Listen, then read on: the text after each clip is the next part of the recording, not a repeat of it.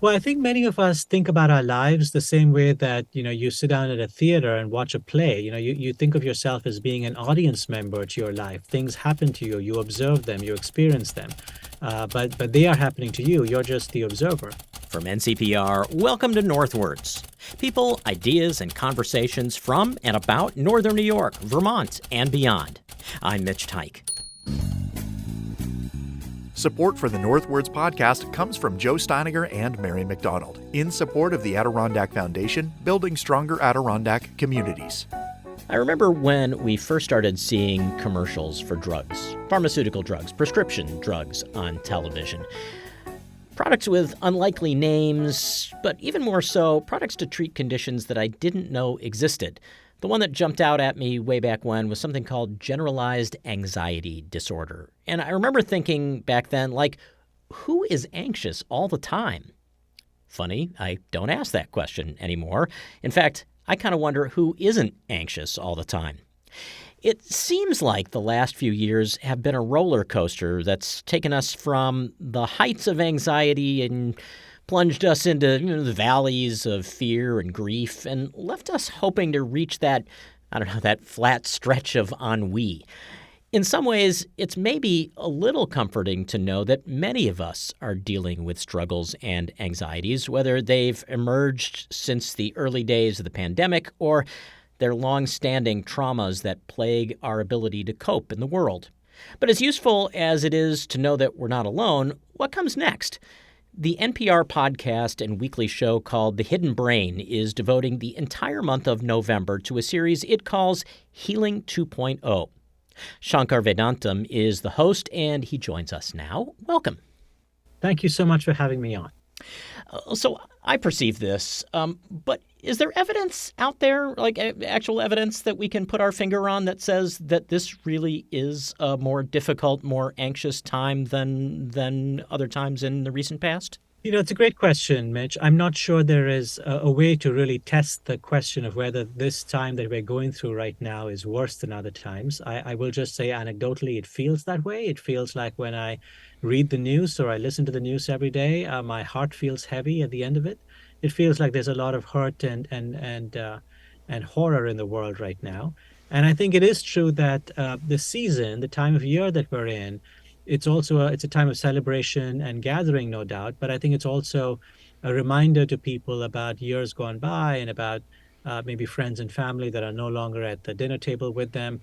And so it's a bittersweet moment for many people. And so our team at Hidden Brain said the combination of those two things prompted us to say, let's pull together all the interesting research on healing and trauma and put it together in one package that we're calling Healing 2.0. Well, and I know one of the subjects you're tackling, I think the one you're starting with actually, Yes. is how we tell the story of ourself to ourself. What are you Yes. getting at with that question? Well, I think many of us think about our lives the same way that, you sit down at a theater and watch a play. You think of yourself as being an audience member to your life. Things happen to you, you observe them, you experience them. But they are happening to you. You're just the observer. It is the case that we are, of course, if you will, the audience to our own lives. But in important ways, we're also the author of our own lives. And we can play an authorial role, especially in the way we tell the stories of our life.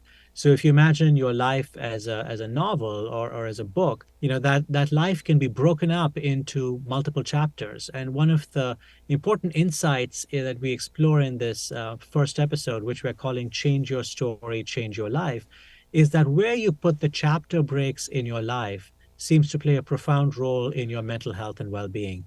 So if your chapters generally begin on a positive note and end on a negative note, so maybe you start the chapter, I fell in love, I was so happy, things were great, we got married, and you end the chapter with, and then things really didn't go well, and we broke up, or we got divorced, or I lost my partner. That kind of story, which starts positive and ends negative, is what psychologists call a contamination sequence, where something started out wonderful but got contaminated.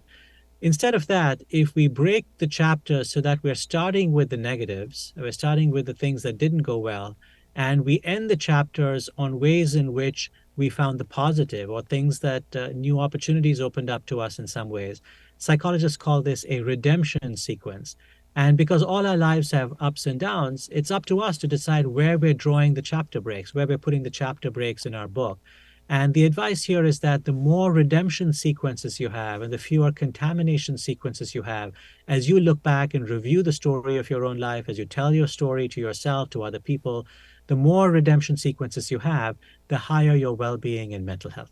It's really interesting. And thinking back to what we were saying just a moment ago about this kind of anxiety zeitgeist that we're in today, Yeah. it almost feels like we've all written ourselves cliffhanger endings to every one of our chapters. Yeah, that's right. I mean, but I would actually go further to that and say that I think in general, the way we often process our lives and the way the news media presents the world to us is often a story of contamination. It's a story of like, everything was hunky-dory in this place, and then suddenly something bad happened. And look what's happened to the place now.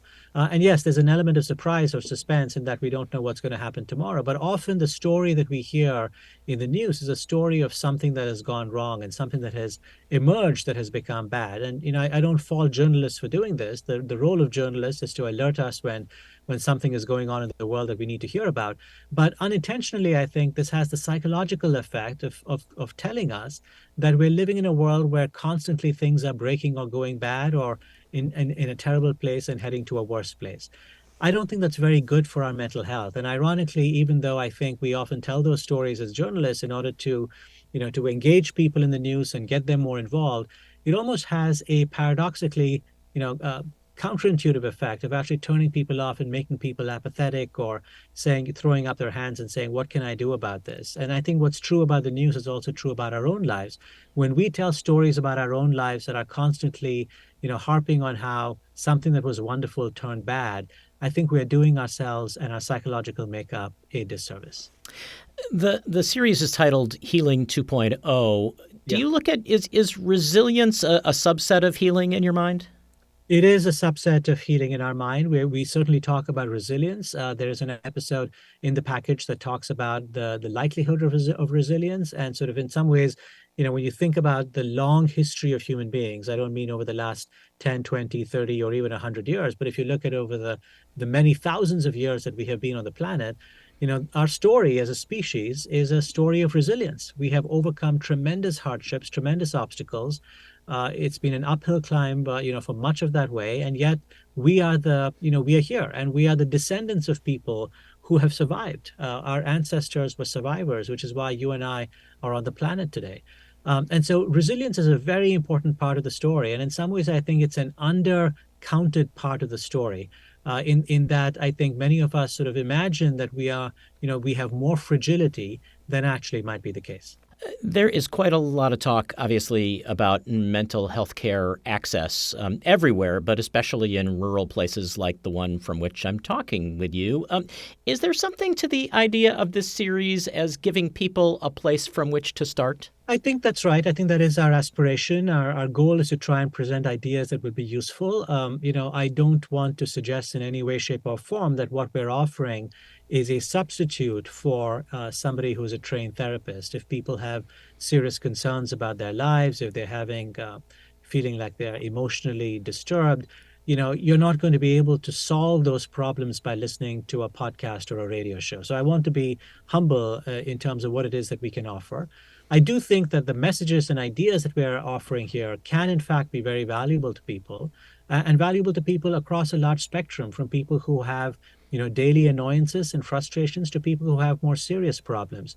But I don't want to suggest that in some ways that we're a replacement for a professional or a professional who's actually helping you with a problem. Of course not. Yeah. Do you think is it fair to think of this series in terms of self-discovery, though, or introspection? Yeah, I think probably more by way of introspection than self-discovery. One of the ideas that we want to explore in the series is follows the work of an Australian psychologist whose name is Lucy Hone. And Lucy suffered a terrible tragedy in her life. She lost her own daughter in a car crash. But she's also a psychologist and a researcher, and spent a lot of time sort of thinking about the research into grief and introspecting about her own experience with grief after this terrible tragedy, befell her. And one of her insights, and I think this is an insight that does come from introspection, and it precedes Lucy Hone and modern psychology. In fact, it's an insight that you see in many spiritual traditions dating back hundreds or even thousands of years. And that idea is that the thoughts that we have, how we respond to the things that happen to us, matter enormously. We can't always control the things that happen to us, but we do in fact have significant control over how we think about what's happened to us. I was reading a book the other day that talked about an idea from Buddhist philosophy, and it was called The Story of the Two Arrows. And the idea of the two arrows is that apparently the Buddha said that, as you go through life, you're often going to be struck by arrows. Things are going to happen to you. Negative things are going to happen to you. But when you're struck by an arrow, the last thing you want is to compound the injury by plunging a second arrow into the site of the first injury.